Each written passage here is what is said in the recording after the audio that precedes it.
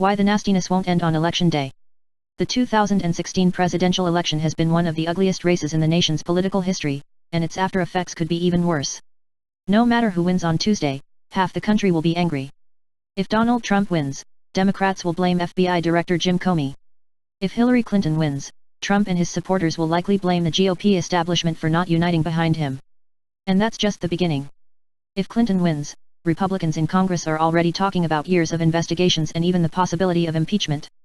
Eyeing likely midterm gains, the GOP will have little incentive to cooperate on possible bipartisan compromises with a Democratic president.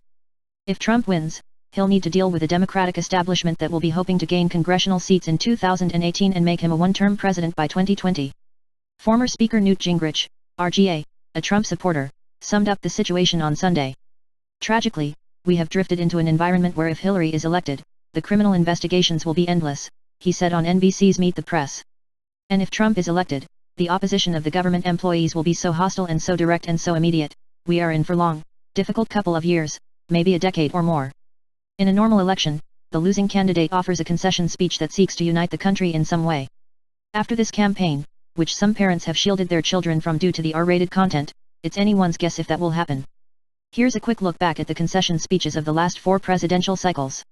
Mitt Romney in 2012, I have just called President Obama to congratulate him on his victory.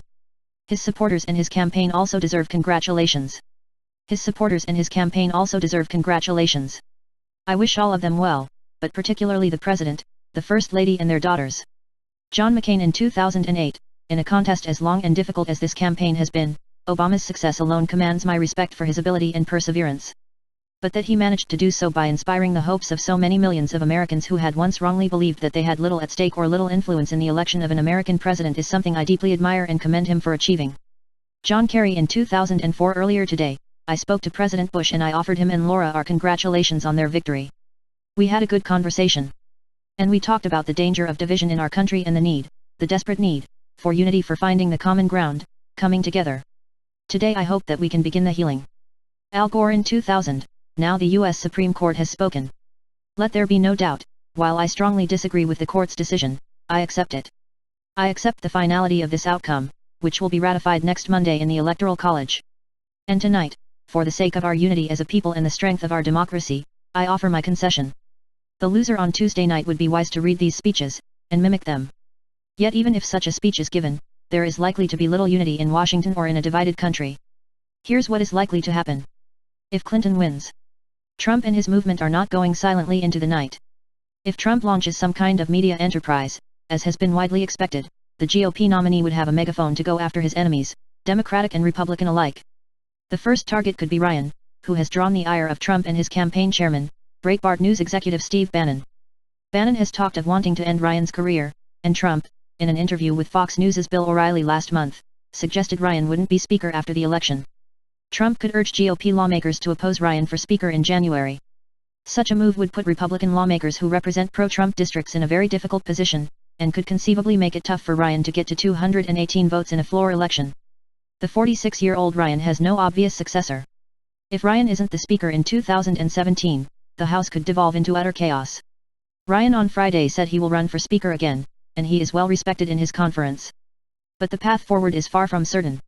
A year ago, 10 Republicans didn't vote for Ryan, and that was before the feud between Trump and the 2008 vice presidential nominee started.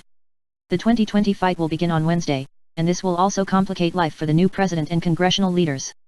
Ryan is one possible contender, though another 2 years as speaker could kill his chances, if he brokers budget deals with a Democratic president.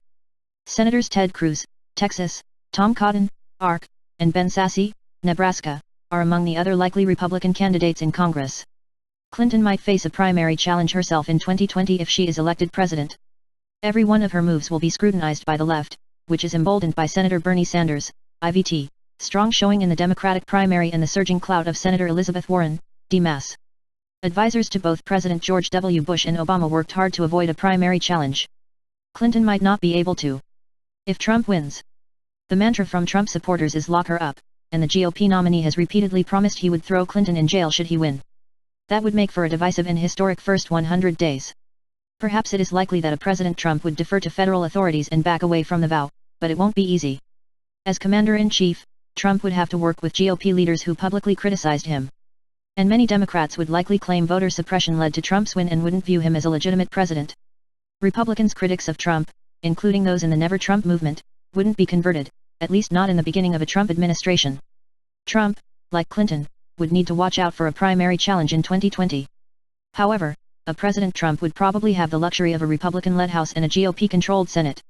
Under budget reconciliation rules, major legislation, such as repealing most of Obamacare, could pass and be signed into law. Ramming such bills through the Senate, which only need a simple majority in the upper chamber, could make it easier for Democrats to unify against a President Trump. On the other hand, a divisive 4 years seem like the best bet. Yet both Trump and Clinton are deal makers. It is possible a winner could overcome this nasty campaign and put Washington to work. Trump, who was a Democrat before running for president as a Republican, wrote a book titled, The Art of the Deal, and most of his backers wouldn't turn on him if he ironed out compromises with congressional Democrats. Clinton worked well with GOP lawmakers when she served in the Senate and would make it a top priority to work more constructively with Congress than Obama did.